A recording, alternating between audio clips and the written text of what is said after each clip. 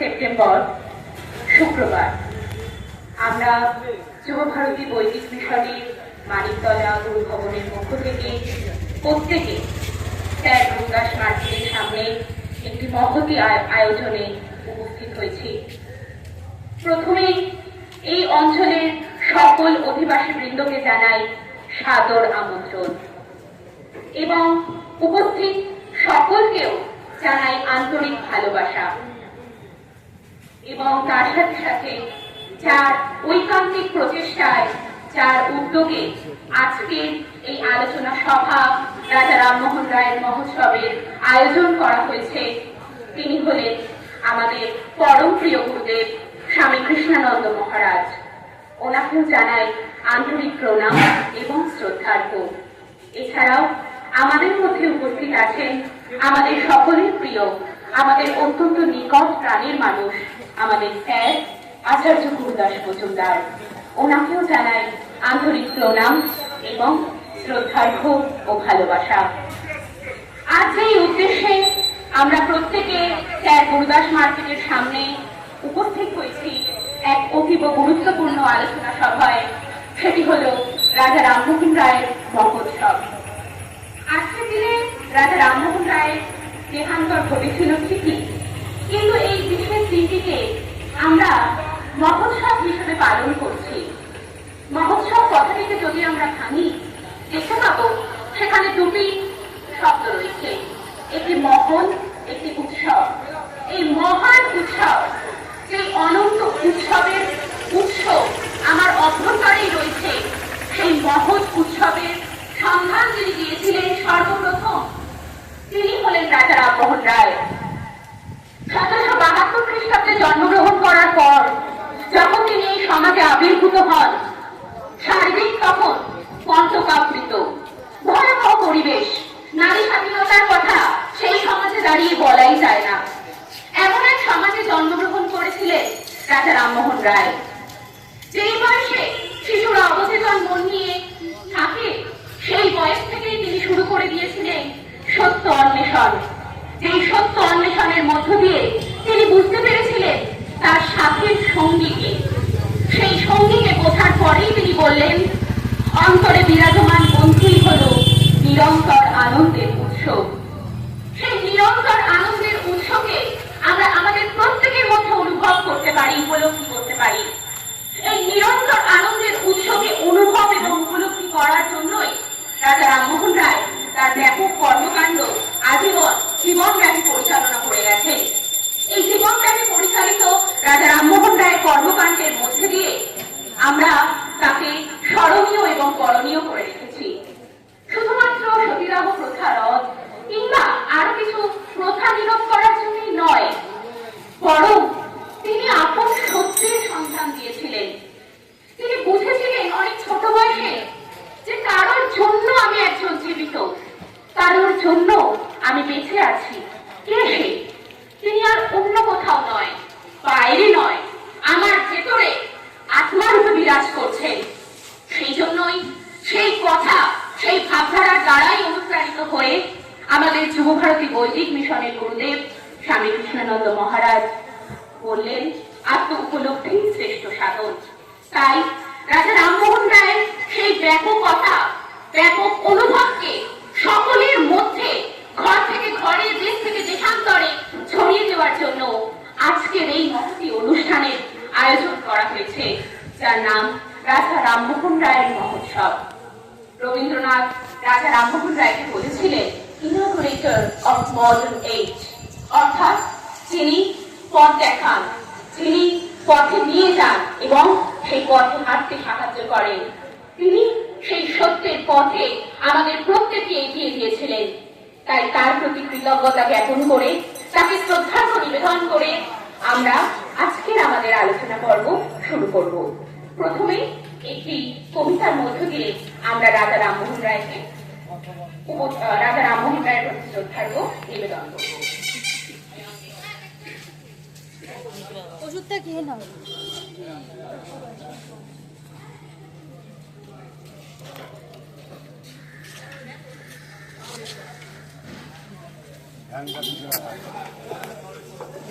অসুবিধা হয়েছে দাদা?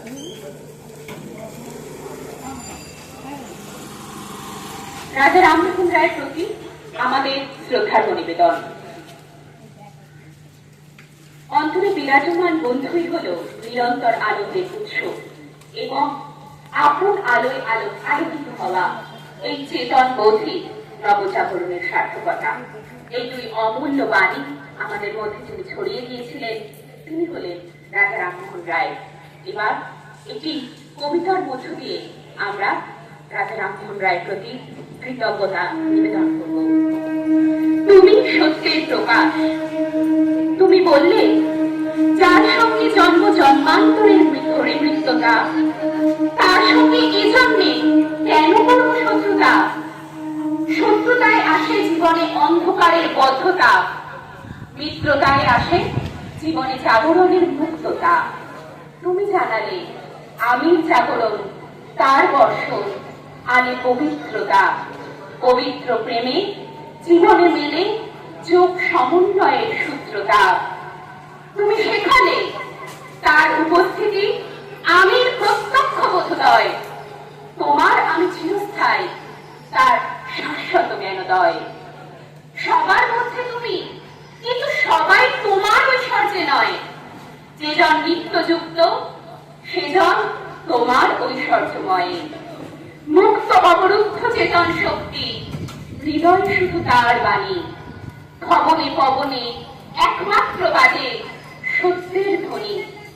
তুমি এসে সত্যের বর্ণায় বর্ণের বেড়া দিলে ভাসিয়ে, সত্যের প্রকাশ একমাত্র সত্যের উদয়। এই কবিতাটির মধ্য দিয়ে আমাদের যিনি মহৌষধী, মহৌষধী মানে মহান ঔষধ, অর্থাৎ যিনি এই সংস্কারের বিরুদ্ধে দাঁড়িয়েছিলেন গিরিরাজের ন্যায়, সেই সংস্কারের বিরুদ্ধে, কুসংস্কার অন্ধপ্রথার বিরুদ্ধে যিনি গিরিরাজের ন্যায় দাঁড়িয়ে সকল অজ্ঞানতাকে খণ্ডন করেছিলেন তিনি হলেন রাজা রামমোহন রায়। তিনি এসে বললেন, বাবু আপন সত্য তোমার মধ্যে আছে। মিত্র রূপে, বন্ধু রূপে, আত্মা রূপে তিনি তোমার পরম বন্ধু। যেখানে গীতায় বলা হচ্ছে দেহে নিত্য অবদ্ধ দেহে সর্বস্ব ভারতে, তাহলে তার সাথে কেন অকারণে শত্রুতা করবো? কেন তাকে ভুলে বাইরেটাকে আপন করবো? কেন যিনি আমার জন্ম জন্মান্তরে তার সঙ্গে সম্পর্ক ছেদ করে আমি বাইরেটাকে নিয়ে বেঁচে থাকবো? এটাই তো চরম অজ্ঞানতা। একটি নদীকে আমরা যদি দেখি, আমরা দেখবো একটি নদীর মধ্যে সবসময় প্রবণতা থাকে সে কিভাবে সাগরের সঙ্গে মিশবে, অর্থাৎ তার উৎসের সঙ্গে মিশবে। কিন্তু আমরা তো মানব জীবন পেয়েছি। রাজা রামমোহন রায় খুব সহজে বোঝানোর চেষ্টা করলেন, আমরা তো মানব জীবন লাভ করেছি। তাহলে মানব জীবনে লাভ করে আমরা কেন আমার যিনি উৎস তার সঙ্গে মেশার চেষ্টা করবো না? আমাকে যিনি ধরে আছেন, যার কারণে আমি বেঁচে আছি, তাকে ধরার চেষ্টা করবো না? সেজন্যই গীতায় বলা হচ্ছে, স্বয়ং শ্রীকৃষ্ণ বলছেন, অহম আত্মা ঘোরাকে এসো সর্বভূত হৃদয় স্থিত। অর্থাৎ আমি আত্মারূপে প্রত্যেকটি দেহের মধ্যে বিরাজ করছি। তাহলে কেন অজ্ঞানতা? কিসের অজ্ঞানতা? কেনই বা এত ভেদাভেদ? এই কথা সহজে রাজা রামমোহন রায় তুলে ধরলেন।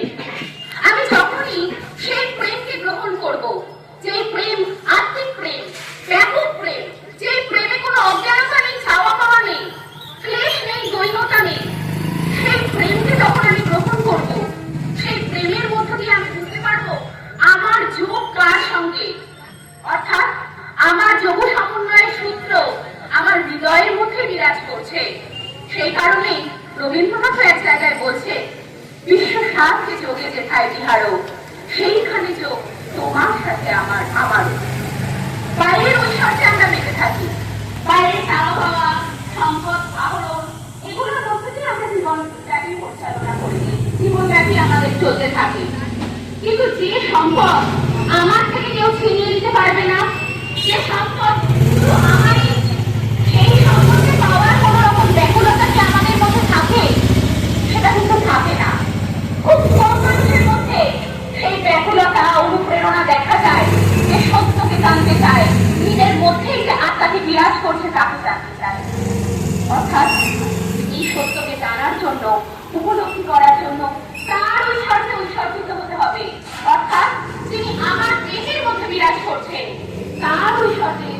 আমাকে বিরাজিত হতে হবে। রবীন্দ্রনাথ এলেন, কিন্তু তার আগে রাজা রামমোহন রায় এলেন। রাজা রামমোহন রায় এসে এখানে একদম সর্বশেষে একটি লাইনে বলা হচ্ছে, তুমি এসে সত্যের বন্যায় বর্ণের বেড়া দিলে ভাসিয়ে, সত্যের প্রকাশ একমাত্র সত্যের উদয়ে। বর্ণ, ভেদাভেদ, অজ্ঞানতা সব তুমি দূর করলে। কে দূর করলেন? রাজা রামমোহন রায় এসে দূর করলেন সকল রকম অজ্ঞানতা, নারী পুরুষ ভেদাভেদ, কন্যা সন্তান গঙ্গাসাগরে বিসর্জন, সতীদাহ প্রথা, নারী শিক্ষাকে বন্ধ করে রেখেছিলেন তিনি, সেই নারী শিক্ষার প্রচলন ঘটালেন। সব দিক থেকে সকল রকম ভেদাভেদ তিনি দূর করলেন। কোন শক্তিতে করলেন? যে শক্তিতে আমরা প্রত্যেকে জাগরিত বিরাজিত হয়ে আছি, সেই শক্তিতে তিনি করলেন। সকল রকমের প্রথাকে, অজ্ঞানতাকে দূর করে দিলেন, নারী শিক্ষার প্রসার ঘটাতে লাগলেন।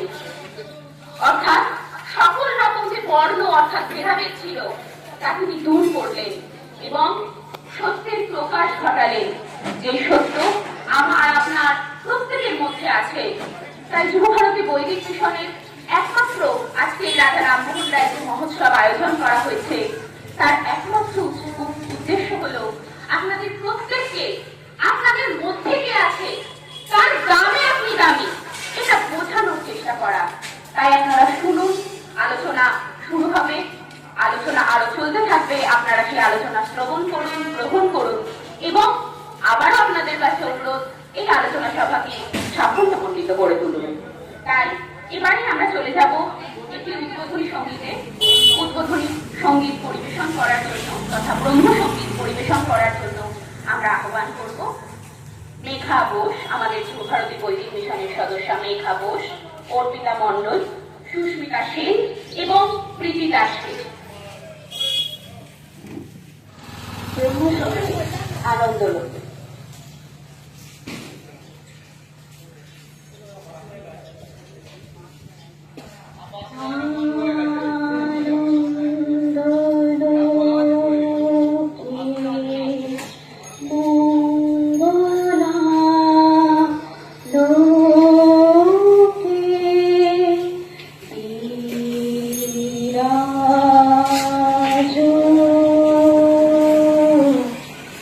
Oh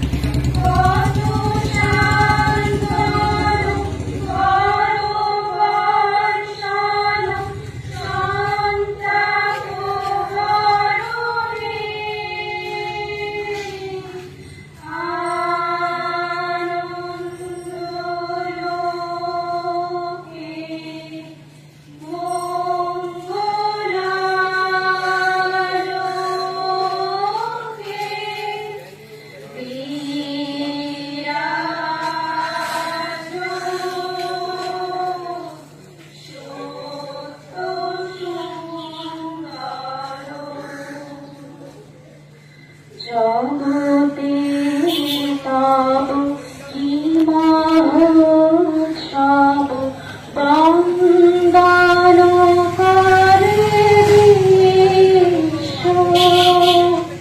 জগতে তব কি মহোৎসব বন্দন করে বিশ্ব। শ্রীসম্পদ উমাস্পদ নির্ভয় শরণে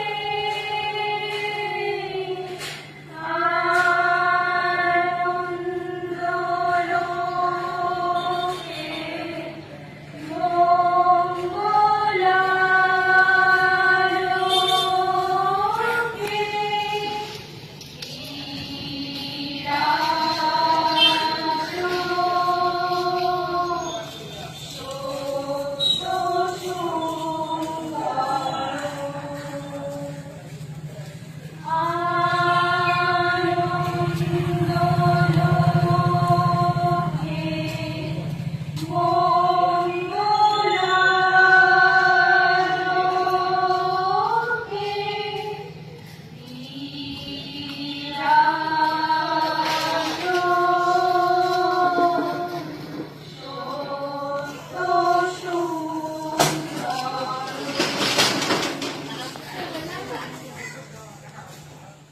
উপস্থাপন করলো পিতা। আমরা সত্যি মুগ্ধ ওনার আলোচনা শুনে। আবারও আমরা একটি গানের চলে যাব। গান গাওয়ার জন্য আহ্বান করবো ব্রহ্মসঙ্গীত, সেটি গাওয়ার জন্য আহ্বান করবো আমাদের যুবভারতী বৈদিক মিশনের সদস্যা মেঘা বসু। আর হচ্ছে ব্রহ্মসঙ্গীতে চলে যাচ্ছি। ব্রহ্মসঙ্গীত তোমার পূজার ছলে তোমায় ভুলে থাকি। তোমার পূজার ছলে তোমার ভুলে থাকি। তোমার পূজার ছলে তোমার ভুলে থাকি। বুঝতে নারী কখন তুমি দাও দেখাকি। তোমার পূজার ছলে তোমার ভুলে থাকি। ফুলের মালা দীপের আলো ধূপের ধোঁয়ায় পিছন হতে পাইনি সুযোগ চরণ ছোঁয়া। ফুলের মালা দীপের আলো ধূপের ধোঁয়ায় পিছন হতে পাইনি সুযোগ চরণ ছোঁয়া। তারের বাণী আড়াল টানি তোমায় ঢাকি। তোমার পূজার ছলে তোমার ভুলে থাকি। দেখবো বলি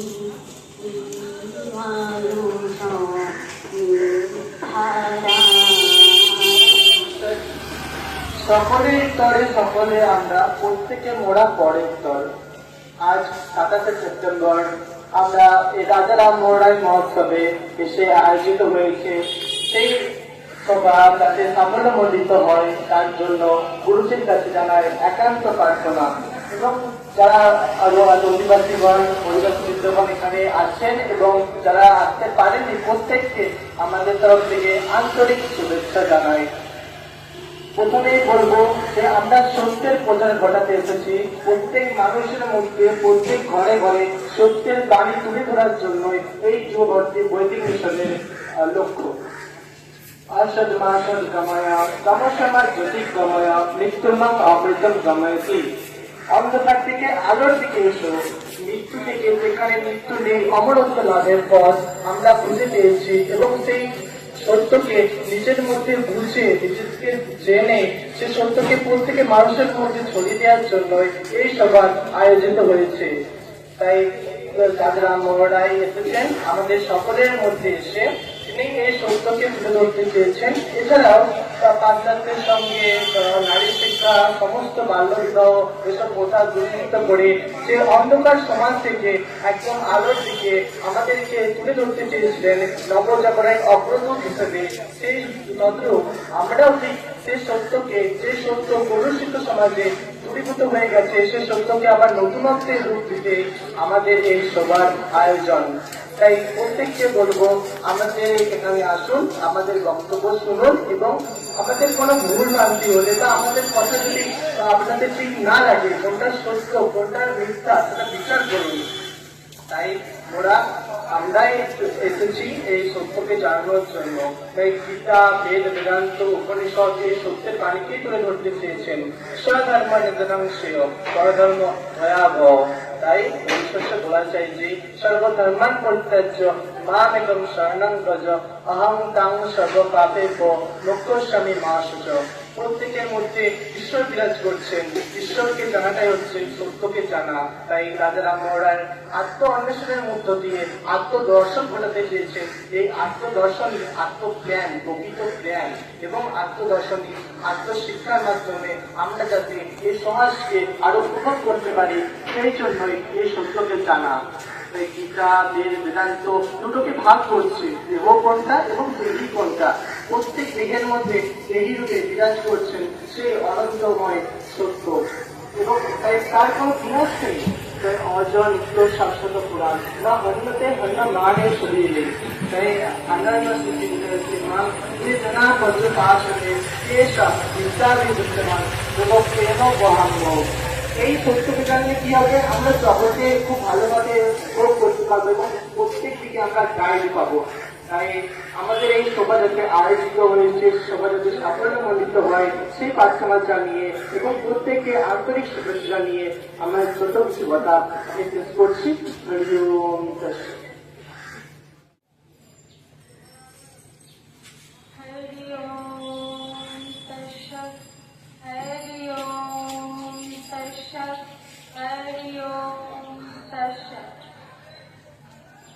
আজ 27 সেপ্টেম্বর 2024 শুক্রবার।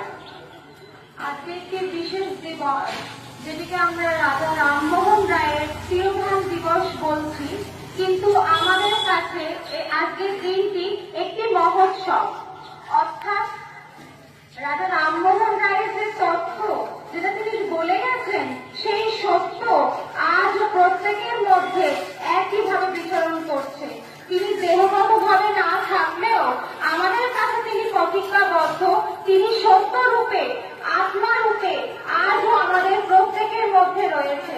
তাই প্রথমেই সকলকে আজকের দিনের আন্তরিক শুভেচ্ছা জানাচ্ছি এবং আমাদের যুব ভারতী বৈদিক মিশন গুরু ভবনের পক্ষ থেকে আমাদের স্বামীজি, আমাদের গুরুজি স্বামী কৃষ্ণানন্দ মহারাজকে জানাচ্ছি আন্তরিক শুভেচ্ছা এবং প্রণাম। এবং তার সাথে আমাদের যিনি এই অনুষ্ঠানের উদ্যোক্তা আমাদের স্যার আচার্য গুরুদাস মধুমজারকেও জানাচ্ছি আন্তরিক শুভেচ্ছা এবং প্রণাম। রাজা রামমোহন রায় বলছেন নবজাগরণ, অর্থাৎ নতুন করে জাগা। আমরা প্রত্যেকে জেগে রয়েছি, কিন্তু কার জন্য জেগে রয়েছি সেই বোধটি আমাদের মধ্যে আসছে না। সেই বোধটিকে বলা হচ্ছে আত্মবোধ, অর্থাৎ দেহের মধ্যে কেউ একজন রয়েছে যিনি প্রত্যেক মুহূর্তে সেই ব্যাপককে স্মরণ করছে এবং সেই স্মরণ সর্বদা আমি তাকে করছি।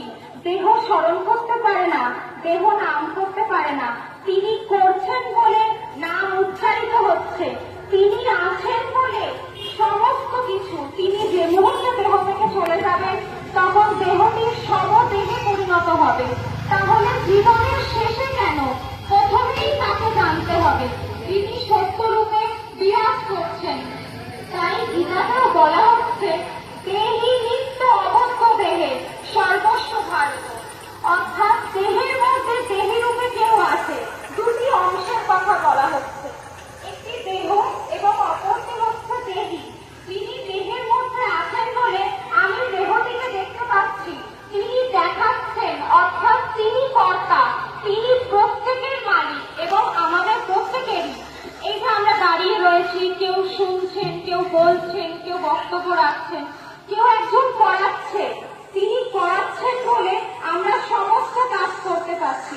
তাই রাজা রামমোহন রায় বলছেন, তাকে আগে প্রথমে জানতে হবে, তাকে গুরুত্ব দিতে হবে। এই তাকে গুরুত্ব দেওয়ার মধ্যে থেকেই মানব জীবনের সার্থকতা। আমরা প্রত্যেকে মানব দেহ পেয়েছি, কিন্তু সত্যকে জানছি না, মিথ্যেতে মিশছি। যদি মিথ্যেতে মিশি তাহলে তো জীবনের সার্থকতা আসে না। জীবনের সার্থকতা আত্ম আনন্দে আসে, যে আনন্দ প্রত্যেকের মধ্যে আত্মা রূপে বিরাজ করছেন। তাকে ধরার মধ্যেই জীবনের সার্থকতা রয়েছে। তাই বলা যায়, তোমারই করিয়াছি জীবনের ধ্রুবতারা। অর্থাৎ কাকে জীবনের ধ্রুবতারা করেছি? এই রবীন্দ্রনাথ আমাদের কাছে সহজ করলেন যে জীবনের ধ্রুবতারা কাকে করব। তিনি রামমোহন রায়কে উদ্দেশ্য করে বললেন জীবনের ধ্রুবতারা। অর্থাৎ যিনি পথ দেখান, যিনি পথ দেখান এবং সত্যের পথে মেশান, তিনি হচ্ছেন সদ্গুরু। এই তাকে জীবনের ধ্রুবতারা করতে হবে, তবেই জীবনের সার্থকতা। এবং আমাদের মধ্যেই তিনি বিরাজ করছে। অত্যন্ত সহজ এবং খুবই সহজলভ্য একটি বিষয়, কিন্তু যেহেতু আমরা সত্যকে জানার সুযোগ পাই না, সেহেতু যুব সমাজ ধ্বংসের পথে যাচ্ছে। এত বিভেদ, এত পার্থক্য, ভেদাভেদ এই কারণে, কারণ অন্তরে একতা নেই। অন্তরে একতা আনতে গেলে সত্যের পথে আসা অত্যন্ত আবশ্যক। তাই আমরা যুবভারতী বৈদিক মিশন গুরু ভবনের পক্ষ থেকে আজকে এই আয়োজন সভার ব্যবস্থা করা হয়েছে, যাতে আমরা প্রত্যেকেই আলোকিত হই, আমরা প্রত্যেকেই সেই আলোর সন্ধান পাই। আমরাও পথ পেয়েছি, আপনাদেরকেও আহ্বান করব, আপনারাও সত্যের পথে আসুন, সত্যকে জানুন, বুঝুন এবং উপলব্ধি করুন। তাই আমাদের গুরুদাদু সহজ ভাষায় বলছেন, আত্ম উপলব্ধি শ্রেষ্ঠ সাধন। অর্থাৎ এই আত্ম অন্বেষণ এবং আত্ম উপলব্ধি একে অপরের প্রতি ভালোবাসা তৈরি করবে। তাই এই বলে আমি আমার বক্তব্য শেষ করছি। হরিওম। রামমোহন রায় মহোৎসবে প্রত্যেকে উপস্থিত হয়েছি। আমাদের আলোচনা চলছে। এর আগে তিনি বক্তৃতা, এনারা তাদের বক্তব্য পেশ করলেন। আমাদের এই আজকের রাজা রামমোহন রায়ের মহোৎসবের যেটি মূল উদ্দেশ্য, সেটি হল আত্ম অন্বেষণের সহজ উপায় কি, এই বোধ বা আত্ম অন্বেষণের মধ্য দিয়ে আমাদের কি সুবিধা, কেন আমরা আত্ম অন্বেষণ করব, এই বোধের জাগরণ ঘটানো। গীতায় বলছে, দেহি নিত্য অবদ্ধ দেহে সর্বস্ব ভারত। অর্থাৎ এই দেহের মধ্যে দেহি রূপে কেউ একজন বিরাজ করছে, যাকে কেউ আত্মা বলছে, কেউ সোল বলছে, কেউ রূপ বলছে। বিভিন্ন ভাষায় তাকে বিভিন্নভাবে বর্ণনা করা হচ্ছে, কিন্তু তিনি কিন্তু এক এবং অদ্বিতীয়, যার কোনো দ্বিতীয় হয় না। সেই এক এবং অদ্বিতীয়ই আমাদের প্রত্যেকের মধ্যে বিরাজ করছে। প্রত্যেকে, সে যে কোনো ধর্মের হোক, যে কোনো বর্ণের হোক, যে কোনো শ্রেণীর হোক, সকল মানুষের মধ্যেই সেটাই বিরাজ করছে। আমরা যদি দেখি, আমাদের হৃদয়ের মধ্যে একটা স্পন্দন হচ্ছে। আমরা প্রত্যেকে জানি যে আমাদের হৃদয়ের মধ্যে একটা স্পন্দন হচ্ছে, কিন্তু আমরা কেউ সেই স্পন্দনটাকে কি অনুভব করার চেষ্টা করি? আমরা এটিও জানি, যদি সেই স্পন্দনটা বন্ধ হয়ে যায়, আমাদেরকে যদি হাসপাতালে নিয়ে যাওয়া হয়, মৃত বলে ঘোষণা করা হবে। তাহলে এই স্পন্দন যে চলছে, কার জন্য চলছে? কে আছে বলে সেই স্পন্দনটা চলছে, আর কে না থাকলে সেই স্পন্দন বন্ধ হয়ে যাবে। যতক্ষণ তিনি আমার মধ্যে আছেন, সেই স্পন্দন চলছে, ততক্ষণ আমাকে নাম ধরে ডাকা হচ্ছে। নাম দিয়ে সম্বোধন করা হচ্ছে। কিন্তু যখনই আমার মধ্যে সেই স্পন্দনটা বন্ধ হয়ে যাচ্ছে, তখন কিন্তু আর আমাকে নাম দ্বারা ডাকা হচ্ছে না, কোনো নাম দ্বারা সম্বোধন করা হচ্ছে না। তখন কিন্তু আমাকে একটি মৃতদেহ বলে ঘোষণা করে দেওয়া হচ্ছে। তাহলে কারণ একটা দামে আমি দামি, সেই দামিকে কার জন্য দামি সেটা আমায় বুঝতে হবে। সেটি হলো আত্মা। রাজা রামমোহন রায়, রবীন্দ্রনাথ, ঋষি অরবিন্দ, আমাদের গুরুদাদু অর্থাৎ স্বামী কৃষ্ণানন্দ মহারাজ, স্যার প্রত্যেকে সেই আত্মার কথা বলছেন, যিনি আপনার মধ্যে বিরাজ করছেন। রবীন্দ্রনাথ বলছেন, কে তোরা খুঁজিস তারে কাঙাল বেশে দাঁড়ে দাঁড়িয়ে, দেখা মেলে না মেলে না, তোরা আয় রেখে দেখ রেখে দেখ রে আমার দুই নয়নে। অর্থাৎ আমার মধ্যে কারোর একটা উপস্থিতি আছে, তার সাথে আমি যত বেশি নিগুড় হব, যত বেশি আমি তার সঙ্গে সম্পর্ক একত্রিত হব, একাত্ম হব, সেই সম্পর্কের দামে আমি দামি হয়ে উঠব। রাজা রামমোহন রায় খুব অল্প বয়সে সেটি বুঝে গেছিলেন এবং সেই সত্যকে কেন্দ্র করে তিনি কিন্তু তার ব্যাপক কাজ করেছেন। সেজন্যই বলা হচ্ছে, আমাদের গুরুদাদু স্বামী কৃষ্ণানন্দ মহারাজ বলছেন, আত্ম উপলব্ধি শ্রেষ্ঠ সাধন। অর্থাৎ বাইরে কোনো কিছু উপলব্ধি নয়, অন্তরে যিনি আত্মার রূপে বিরাজ করছেন তাকে উপলব্ধি করার মধ্যে জ্ঞান্ত জাগ্রত বোধের বিকাশ ঘটবে, আমাদের মধ্যে জাগ্রত বোধের অনুভব করবে। তাই জন্য বলা হচ্ছে, আহম ব্রহ্ম নাচনাশ্মি ব্রহ্মৈব শতভাগ সচিদানন্দ সর্বম নিত্য মুক্ত স্বভাব। অর্থাৎ আমাদের বাইরে যেটা দেখছি সেটা কিন্তু মুক্ত নয়, সেটা কিন্তু বদ্ধ। আমরা দৈহিক ভাবে দেখতে পারি সীমা অসীম, এই সীমিত, সেটা কিন্তু সীমিত, কিন্তু আমার মধ্যে যিনি আছেন তিনি কিন্তু অসীম। তার যাতায়াত কিন্তু দেশ থেকে দেশান্তরে, তাকে কিছু দ্বারা আটকানো যায় না, বাধা যায় না, রুদ্ধ করা যায় না, তিনি কিন্তু মুক্ত, অবরুদ্ধ। তাই তাহলে আমি আটকে আছি কেন বা বদ্ধ আছি কেন?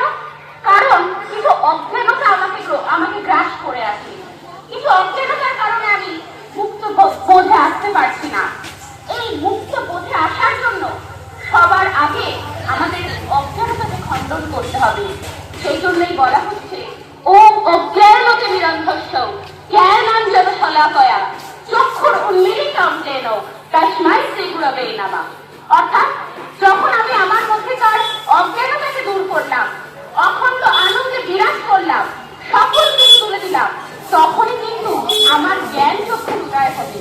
অর্থাৎ জ্ঞানের বৃষ্টি, জ্ঞানের প্রকাশ আমার মধ্যে ঘটবে। সেজন্যই রবীন্দ্রনাথ বলছেন, তোমার আমার মিলন হলে সকলই যায় খুলে, বিশ্ব সাগর ঢেউ খেলায় ওঠে তখন রুলে। সমাজে যে বিভিন্নতা, চারিদিকে যে দ্বিধা, ভয়াবহ পরিস্থিতি, এই সকল কিছু তখনই দূরীভূত হবে যখন আমি সকলকে একের চোখে দেখতে পাবো, একের দ্বারা বিচার করতে পারবো। সেজন্যই রাজা রামমোহন রায় বলতেন, ওম তৎসৎ। অর্থাৎ এক এবং অদ্বিতীয়, যে এক এবং অদ্বিতীয় আমার হৃদয় আত্মার রূপে বিরাজ করছে, সেই এক এবং অদ্বিতীয়কে যত বেশি আমি অনুভব করব, আমি উপলব্ধি করব, তত বেশি বুঝতে পারবো আমার মধ্যেই তার প্রকাশ। সেজন্যই বলা হয়েছে, স্বধর্ম নিধনম শ্রেয় পরধর্ম ভয়াবহ। অর্থাৎ স্বধর্মে যখন আমি থাকবো, আত্মধর্মে অর্থাৎ আমির মধ্যে যখন আমি থাকবো, তখন কিন্তু আমার মধ্যে ব্যাপক বোধ আসবে। কিন্তু আমি যদি পরধর্মে অর্থাৎ বাইরেরটা বিচরণ করি, তাহলে কিন্তু আমার মধ্যে আত্মবোধ আসবে না, তখন কিন্তু আমার মধ্যে ধ্বংসশীল মনোভাব আসবে। এই ধ্বংসশীল মনোভাবকে দূর করার জন্য, সমাজে একতা প্রকাশ করার জন্য রাজা রামমোহন রায়ের আবির্ভাব। এবং আমরা আজ এই রাজা রামমোহন রায়ের মহোৎসবে সকলে শামিল হয়েছি। তার একমাত্র উদ্দেশ্য, আমরা প্রত্যেকে এক, আমরা প্রত্যেকে রাজা রামমোহন রায়, এই বোধ যাতে আমাদের মধ্যে জাগরিত হয়।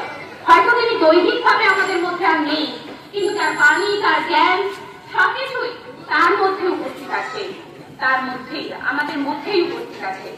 এই বোধ যত বেশি জাগ্রত হবে, আজকের আলোচনা সভা তত বেশি সাফল্যতর হয়ে উঠবে। তাই আবারও আমার আলোচনা আমি শেষ করছি।